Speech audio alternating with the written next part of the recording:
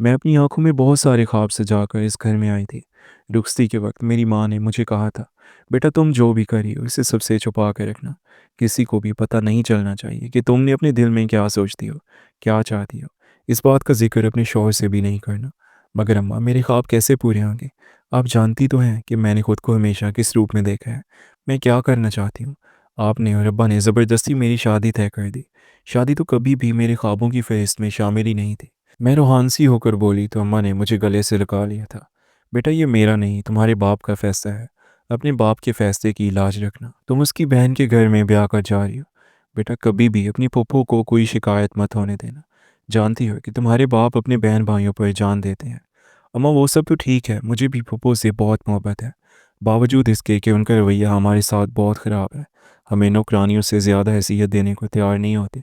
मगर फिर भी मैं उन्हें बहुत चाहती हूँ, उनकी बहुत इज़्ज़त करती हूँ। मगर अम्मी मुझे सजाद से बहुत सारे तहफ़्फ़ुज़ात हैं। वो इंसान ना सिर्फ़ अनपढ़ है बल्कि उसे दुनियादारी की भी समझ नहीं है। मेरा कैसे ऐसे इंसान के साथ गुज़ारा होगा? मेरी बात पर अम्मा ने मुझे तसल्ली दी थी, कहने लगी, "बेटा इसलिए तो बोल रही हूँ कि तुम जो करना चाहती हो खामोशी से करना।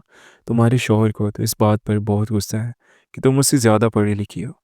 जब मर्द अपनी बीवी को खुद से 2 कदम आगे देखता है, तो ये बात उसकी अना पर ताज़ियाने की तरह लगती है। बस कभी भी उसे अपनी बढ़ती का एहसास नहीं होने देना।" अम्मा ने मुझे बहुत सारी बातें समझाई थी जिन्हें पल्लू से बांधकर मैं ससुराल में आई थी। मगर घर में आते साथ ही पुप्पो ने ना मेरे दिल का लिहाज किया ना मेहमानों का। मुझे देखते ही कहने लगी कि जल्दी से कपड़े तब्दील करो, किचन में आओ, खाना बनाओ। हमारे घर में बहुएं ही मेहमानों की खातिर मदारत करती हैं। मैं खामोशी से आंसू पीती हुई पुप्पो की बातों पर अमल करने लगी थी। मुझे लगा था कि शायद सजाद का रवैया शादी के बाद तब्दील हो जाएगा।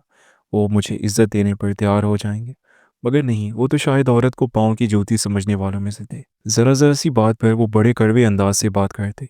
मेरी बगैर गलती के वो मुझे रुई की तरह धनक कर रखते थे। पप्पू भी अपने बेटे को ना किसी बात से रोकती, ना मना करती, बल्कि इस बात को तो वो मर्द की मर्दानगी करार देती कि वो अपनी बीवी को अपने पाँव की जूती के नीचे रखता है। जब मैं अम्मा अब्बा से शिकायत करती तो अम्मा तो नज़रें चुराने लगती, मगर अब्बा मुझे ही समझाते, "बेटा वो तुम्हारा शौहर है, तुम्हारा मजाजी खुदा है। तुम्हारी फूफो बताती हैं कि तुम खुद भी बहुत सारी बेवकूफ़ियाँ करती हो, बहुत सी गलतियाँ करती हो, तभी तो सजाद तुम पर गुस्सा करता है। वो तुम्हें समझाने की कोशिश करता है तो तुम बदतमीज़ी करती हो। यही वजह है कि वो तुम्हें मारता है। अगर तुम ये सब ना करो तो सजाद कभी तुम पर हाथ नहीं उठाएगा, कभी भी तुम पर गुस्सा नहीं करेगा। वो अनपढ़ ज़रूर है मगर जाहिल नहीं है।" अब मैं अब्बा को क्या समझाती कि वो अपनी बहन की बातों में आकर मेरी ज़िंदगी बर्बाद कर चुके हैं। मैं हर वक्त रोती रहती और इस बात पर भी फूफो मुझे बहुत बुरा भला बोलती कि हर वक्त मैं घर में नहुसत डाले रखती हूँ। फूफो का घर भी मेरे मैके से चंद घर छोड़ कर था। मैं रोज़ाना ही अम्मा की तरफ आती थी ताकि उनके कामों में हाथ बटा सकूँ। अम्मा पर फालिज का हमला हुआ था, इसी वजह से वो घर के काम काज करने से कासिर थी। फूफो भी मुझे अम्मा के पास आने से रोक नहीं सकती थी, क्योंकि अगर ऐसा करती तो वो अब्बा की नज़रों में बुरा बनती और जो लम्हे मैं माँ के घर में गुजारती वो मेरे लिए आज़ादी के लम्हे होते थे। मैं फ़ौरन अम्मा के घर आकर जल्दी-जल्दी काम निपटाती और फिर अपने ख्वाबों को पूरा करने के लिए किताबों पर आँखें लगाकर बैठ जाती। जो मेरे पेपर्स करीब आ रहे थे, मेरी परेशानी बढ़ती जा रही थी। अम्मा पेपर्स की तैयारी तो मैं कर चुकी हूँ, मगर मैं पेपर्स देने के लिए कैसे जाऊँगी? तुम जानती हो कि पप्पू और सजाद की तो मेरी हर हरकत पर नज़र होती है। और अब तो सजाद ने काम भी छोड़ दिया है, सारा-सारा दिन वो घर पर रहता है और उसकी ज़िंदगी का मकसद ही बस मुझे ताने देना, पढ़ा लिखा होने पर बुरा-भला कहना है। जैसे पढ़ाई करके मैंने कोई बहुत बड़ा गुनाह कर दिया है। मैंने अम्मा के सामने अपने जले दिल के फफोले फोड़े तो अम्मा उल्टा मुझे ही समझाने लगी, "बेटा अगर तुम किसी काबिल हो जाओगी तो यही लोग तुम्हारे आगे पीछे फिरेंगे।" मगर अम्मा ये लोग मुझे किसी काबिल होने दें तो भी, ये तो मेरी पढ़ाई के भी खिलाफ हैं। अगर सजाद मेरे हाथ में किताब देख ले तो वो गुस्से से चिल्लाने लगते हैं, जैसे मैं कोई गैर शरई काम कर रही हूँ। इस बार अम्मा खामोश हो गई थी। जब मेरे पेपर्स के दिन करीब आए तो एक बार फिर से मैंने अपना मसला लेकर अम्मा के पास पेश किया। वो कहने लगी, "बेटा मैं डॉक्टर के पास जाने का बहाना करूँगी। इस तरह से तुम मेरे साथ चलोगी तो तुम पेपर दे देना।" अम्मा की बात मुझे बहुत अच्छी लगी थी कि वो मेरी मोहब्बत में मेरे साथ दे रही हैं। कभी अम्मा की तबीयत ख़राबी का बहाना करके, कभी दवाएँ लाने का बहाना, तो कभी किसी ज़रूरी काम का बहाना करके मैं अपने पेपर्स दिए जा रही थी। मगर जब मेरा आखिरी पेपर था उस दिन सजाद घर पर नहीं थे। वो और फूफो दूसरे गांव में शादी पर गए हुए थे। अम्मा से मैं कहने लगी कि आप मेरे साथ जाती हैं तो आप बहुत थक जाती हैं, आपकी तबीयत भी ख़राब हो जाती है। आज तो मेरे ससुराल में कोई भी नहीं है। आप ऐसा करें, आप घर में आराम करें, मैं अकेले ही पेपर देने के लिए चली जाती हूँ। अम्मा ने मुझे बहुत रोका, कहने लगी, बेटा अगर अचानक से तुम्हारा शौहर घर आ गया, तुम्हारे बारे में पूछा तो मैं क्या कहूँगी? मैंने उनकी बात को हंसी में उड़ा दिया था। अम्मा सिर्फ 3 घंटे की ही तो बात है, 3 घंटे बाद मैं वापस आ जाऊँगी ना। और वो लोग कल से पहले पहले वापस नहीं आएंगे, आप इस बात की बिल्कुल भी फिक्र ना करें। मैं पेपर देने के लिए चली गई थी और ये नहीं जानती थी कि ये मेरी ज़िंदगी की सबसे बड़ी गलती साबित होने वाली थी। 3 घंटे कैसे गुजरे पता ही नहीं चला। ये शुक्र था कि मैंने सारा पेपर हल कर लिया था और मेरी उम्मीदों के ऐन मुताबिक मेरा पेपर भी बहुत अच्छा हुआ था। मैं सरशार और मुतमईन सी घर वापस आ गई थी कि अब मैं अपने ख्वाबों के करीब पहुंचने वाली थी, बस अपने ख्वाबों को छूने ही वाली थी। मगर जब घर पहुंची तो सामने का मंजर देखकर हक्का बक्का रह गई। घर में मेरे शौहर, पप्पू और अब्बा तीनों ही मौजूद थे। अम्मा सहमी हुई नज़रों से बारी बारी उन तीनों के चेहरों की तरफ देख रही थी, जबकि सजाद और पप्पू की ऊंचा ऊंचा बोलने की आवाज़ें घर से बाहर तक आ रही थी। मैं कांपते दिल के साथ घर में दाखिल हुई तो सामने का मंजर देखकर मैं अक्का बक्का रह गई। सजाद ने मुझे देखा और मुझ पर पिल पड़ा। उसने मुझे बहुत मारा, मुझे रुई की तरह देना कर रख दिया। वो मुझ पर तरह तरह के इल्ज़ामात लगा रहा था। अपने कौन से वाले यार के पास थी? किसके साथ वक्त रंगीन करके आई हो? हमारी आंखों में धूल झोंक रही हो? मैं तुम्हें इज्जत बनाकर अपने घर लेकर आया था, फिर शायद तुम जैसी लड़कियों को तो इज्जत ही रास नहीं आती। अब्बा ने भी मुझे बहुत मारा। पोपो नफरत से मुझे देख रही थी और अम्मा रोते हुए उन सबको समझा रही थी। ये किसी गलत इरादे से नहीं गई थी, ये अपना पेपर देने के लिए गई थी और मुझे बता कर गई थी। मेरी इजाज़त से गई थी। आप लोगों को ये हक नहीं पहुंचता कि इस पर हाथ उठाने का, इसे मारने का। मगर उन लोगों ने अम्मा की बात को अनसुनी कर दिया। वो सब मुझे बुरा भला बोलते हुए मुझे मार रहे थे। अचानक से अम्मा ने एक ज़ोरदार चीख मारी। उन्होंने अपने दिल के मकाम पर हाथ रख लिया था। सभी मुझे छोड़कर अम्मा की तरफ दौड़े। अब्बा उन्हें हॉस्पिटल लेकर गया, मगर रास्ते में अम्मा ने दम तोड़ दिया। उन्हें हार्ट अटैक हुआ था। अम्मा की मैयत एक तरफ पड़ी थी। मैं उनके पास बैठकर बुरी तरह से रोए जा रही थी, जबकि मुझे देख देख कर मोहल्ले की औरतें और ख़ानदान की औरतें सभी बातें बना रही थी। उनकी नज़र में मेरे लिए शक था, नफ़रत थी और मैं ज़मीन में गड़ी जा रही थी। अम्मा की जनाजे के बाद मैंने अब्बा को समझाने की कोशिश की कि मैं गलत नहीं हूँ, मगर अब्बा ने मुझे घर से निकाल दिया। कहने लगे, आज के बाद तुम्हारा मुझसे कोई रिश्ता नहीं है। मैं रोते हुए अपने ससुराल में गई ताकि अपने शौहर के पाँव पड़कर उससे माफ़ी मांग सकूं। अगर वो भी मुझे घर से निकाल देता तो मैं कहाँ जाती, क्या करती? मगर शौहर ने भी मुझे घर रखने से इनकार कर दिया। उसने मुझे 3 लफ्ज़ बोलकर फौरी तलाक दे दी और मुझे घर से बाहर फेंक दिया। एक एक करके मैं अपने रिश्तेदारों के घर गई, मगर कोई भी मुझे अपनाने को तैयार नहीं था। सबकी नज़रों में मैं एक धुतकारी हुई औरत थी या बदकार थी, जिसके शौहर ने उसे रंगे हाथों पकड़ा था। मेरा दुख बहुत बड़ा था। मैंने अपने ख्वाबों की एक बहुत बड़ी कीमत चुकाई थी, अपने किरदार पर दाग लगवा लिया था और अपनी माँ को भी मौत के मुंह में उतार दिया था। काश मैं अपने ख्वाबों से दस्तबरदार हो जाती।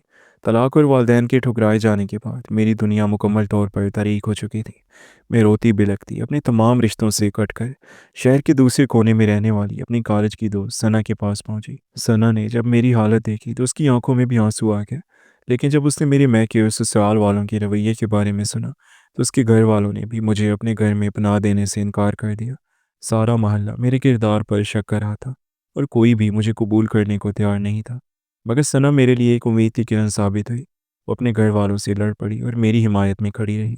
उसने मेरे लिए अपने घर के करीब ही एक छोटा सा तंगो तरीक कमरा किराए पर ढूंढ निकाला, जहाँ सिर्फ एक खिड़की थी जो आसमान का एक टुकड़ा दिखाती थी। सना मुझे दिलासा देती रही और माली मदद भी की, ताकि मैं इस सदमे से निकलकर नई जिंदगी की तरफ कदम बढ़ा सकूं। मैंने दिन रात मेहनत शुरू कर दी। वो कमरा मेरी पनाहगाह और मेरी लाइब्रेरी बन गया। मुझे याद था कि मेरी माँ ने मुझे क्या कहा था, अगर तुम किसी काबिल हो जाओगी तो यही लोग तुम्हारे आगे पीछे फिरेंगे। मैंने इसी जुमले को अपना नस्बुल-ऐन बना लिया। इसी दौरान मेरे बीएस का नतीजा आ गया और मैंने बहुत अच्छे एग्ज़ाम से अपना कोर्स पास किया। ये कामयाबी मेरे ज़ख्मों पर किसी मरहम की तरह लगी। मुझे एहसास हुआ कि मेरे ख्वाब ही मेरी सबसे बड़ी ताकत है। मैंने एक मकामी स्कूल में नौकरी कर ली ताकि किराया और अखराजात पूरे हो सकें, और उसके साथ ही सीएसएस के इम्तहान की तैयारी में जुट गई। वो रातें जब मैं चाय के कप के सहारे घंटों किताबों में गुम रहती थी, मुझे मेरे ख्वाबों की कीमत याद दिलाती थी। हासिल मकसद एसपी की वर्दी। साल गुजर गया, मेरी अज़्म और मेहनत ने रंग लाया। मैंने ना सिर्फ सीएसएस का इम्तहान पास किया, बल्कि police service of Pakistan PSP में शानदार कामयाबी हासिल करते हुए assistant superintendent of police ASP के ओहदे पर फायज हुई। जब मैंने पहली बार खाकी वर्दी पहनी तो मेरी आंखों में खुशी के आंसू थे। दिल चाहा कि काश अपने वालिद के पास जाऊँ और उन्हें बताऊँ कि जिस लड़की को उन्होंने बदनामी की वजह से घर से निकाल दिया था, वो आज कितने बड़े मकाम पर खड़ी है। इस दिन के लिए मैंने कितनी मेहनत की थी, कितने इल्ज़ामात सहे थे और अपनी माँ को खो दिया था। मुझे ड्यूटी पर आए हुए अभी 2 ही महीने हुए थे कि एक दिन रात के मेरे पास जराइम पेशा अफराद को लाया गया, जो एक बड़ी चोरी के इल्ज़ाम में पकड़े गए थे। मैंने फ़ाइल देखी और जैसे ही नज़रें मुलज़िमों की कतार पर पड़ी, मैं हैरान और शशतर रह गई। मुलज़िमों में मेरा साबिक शौहर सज्जाद भी खड़ा था, माज़ी से सामना। सज्जाद ने भी मुझे एसपी की वर्दी में देखा तो वो जैसे दंग रह गया। उसकी आंखों में वो गुरूर अब नहीं था, बल्कि ज़िल्लत और नदामत थी। माहौल में एक गहरा सुकून छा गया। मैंने खामोशी से सबको कमरे से बाहर जाने का इशारा किया। वो सिर्फ सज्जाद से मुखातिब हुई। क्या तुमने चोरी की है? उसने सर झुका लिया और टूटे हुए लहजे में बताया कि फालिज का हमला होने के बाद मेरे वालिद यानी उसके ससुर की हालत बहुत ख़राब हो चुकी है। वो आपको याद करते रहते हैं, हर वक्त आपका नाम लेते हैं। उसने ये भी बताया कि वालदैन की अदम तवज्जो की वजह से वो बचपन से ही छोटी मोटी चोरियां करता था और अब उसने बड़ा हाथ मारा तो पकड़ा क्यों। मैंने उसे उसकी करतूतों की सज़ा का यकीन दिलाया, मगर साथ ही अपने वालिद की खबर सुनकर मेरा दिल पसीज किया। मैंने बग़ैर किसी का इंतज़ार किए फ़ौरी तौर पर हॉस्पिटल का रुख किया। बाप बेटी का मिलाप जिसमें वर्दी में हॉस्पिटल में अपने वालिद के सामने खड़ी थी, तो वो भी मुझे देखकर हक्का बक्का रह गया। उनकी आंखों में पहले शक था, फिर हैरानी और आखिर में बेपनाह मोहब्बत। वालिद की वजह से उनका जिस्म साथ नहीं दे रहा था, लेकिन उनकी आंखों की नमी बता रही थी कि वो क्या महसूस करे। मैंने उनके सामने सारी हकीकत बयान की। अब मेरी ज़िंदगी का ये मकसद था, मैं ये हासिल करना चाहती थी, और आपने सिर्फ पप्पू की बातों में आकर मुझ पर एतबार नहीं किया, मेरी माँ की कुर्बानी को भी नहीं समझा। अब्बू ने मेरी तरफ देखा, उनकी आंखें छलक पड़ी और फटी फटी आवाज़ में वो बस इतना कह पाए, मुझे माफ़ कर दो बेटा, मैंने तुम्हें समझने में गलती की। मैंने अपने वालिद को उसी दिन हॉस्पिटल से छुट्टी दिलवाई और उन्हें अपने साथ शहर के एक पोश इलाके में वाक़ अपने सरकारी बंगले में ले आई। यूँ महसूस हुआ जैसे बरसों बाद मेरी खोई हुई जड़ मिल गई हो। थोड़ी देर से मैं अब्बू से अजाब होने लगे। एक शाम अब्बू ने मुझे अपने पास बुलाया और मोहब्बत भरी निगाहों से देखा। कहने लगे, बेटा तुमने जो मुकाम हासिल किया मैं फ़ख्र करता हूँ, लेकिन तुम सारी ज़िंदगी सिर्फ ड्यूटी और काम के साथ नहीं गुजार सकती। तुम्हें अपनी ज़िंदगी को मुकम्मल करना चाहिए। तुम्हें एक बार फिर शादी कर लेनी चाहिए।